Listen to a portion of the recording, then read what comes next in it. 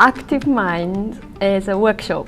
It's an opportunity to bring academics and clinicians and people from industry and those with lived experiences of mental health challenges together to talk about the role of technology, mental health and movement. I do research on physical activity and technology for encouraging people to walk more, get more steps and so on.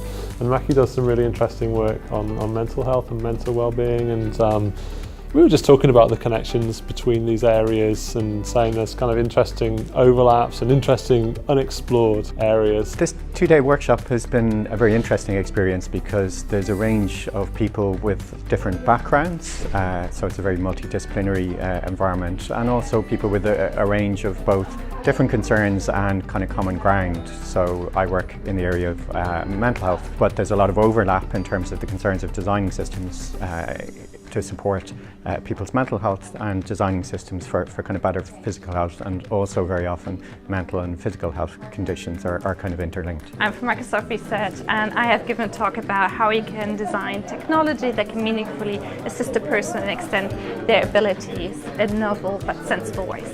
It was nice to actually be able to link what I do, what I'd like to do, with actually movement, mental health, physical health, and how we can bring all that together, and realising that there's a whole field and a whole host of researchers out there that we could collaborate with and that are willing to and excited about doing the same. I come from a psychology background and I'm interested in human-computer interaction, which is what this workshop focuses on.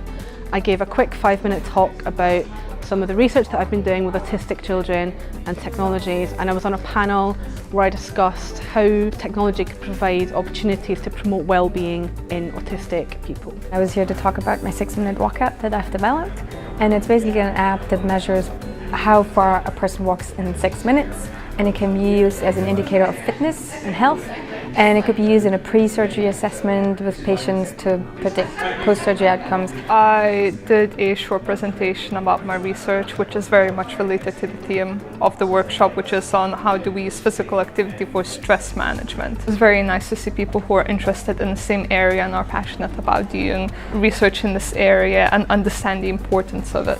Some of the stuff interested me because I do think the future lies in wellness is about keeping busy and doing things active. I believe in this active, get a move on.